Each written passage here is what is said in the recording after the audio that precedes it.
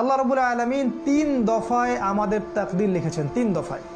প্রথম দফা হচ্ছে আসমান এবং জমিন। আসমান বলতে আমি বোঝাচ্ছি শুধুমাত্র এই গ্যালাক্সিগুলো নয়, 7টা আসমানে যত কোটি কোটি গ্যালাক্সিস আছে, সমস্ত গ্যালাক্সিস, আসমান এবং জমিন সৃষ্টির 50,000 বছর পূর্বেই আল্লাহ রাব্বুল আলামিন লাউহে মাহফুজ সৃষ্টি করেছেন এবং কলম সৃষ্টি করেছেন।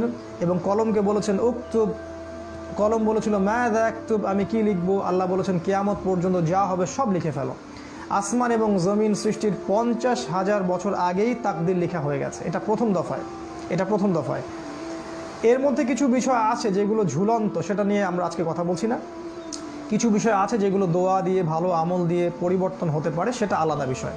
তবে প্রথম দফায় তাকদীর লেখা হয়েছে আসমান এবং জমিন সৃষ্টির 50,000 বছর আগে।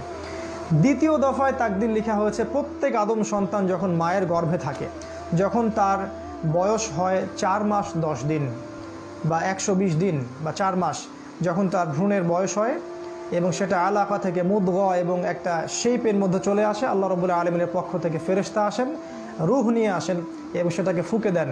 তারপর থেকেই বাচ্চা পেটের মধ্যে নড়াচড়া শুরু করে। তখন তাকদীরের কিছু অংশ লিখে দেওয়া হয়, তার রিজিক, তার হায়াত, তার বয়স, তার ভাগ্য, সৌভাগ্যমণ্ডিত না দুর্ভাগ্যা, জান্নাতি না জাহান্নামী, এটা লিখে দেওয়া হয় আগেই। এটার জ্ঞান এতই উঁচু লেভেলের যেটা আমাদের এই ছোট্ট জ্ঞান দিয়ে পেনিট্রেট করা সম্ভব নয়।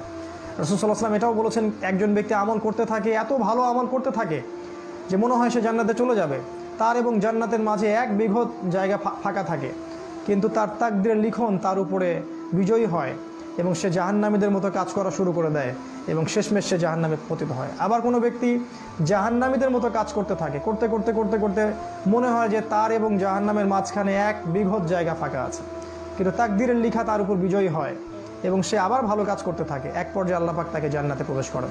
এই বিষয়ের জ্ঞানটা এতটাই উঁচু লেভেলের যেটা আমাদের ক্ষুদ্র জ্ঞান দিয়ে বোঝা সম্ভব নয়। তাই এটা আমরা আল্লাহর উপর ছেড়ে দিব এবং আল্লাহ পাক যেন আমাদের প্রত্যেকের তাকদীর ভালো রাখেন, এই দোয়া করব এবং সেই অনুযায়ী আমরা কাজ করতে থাকব।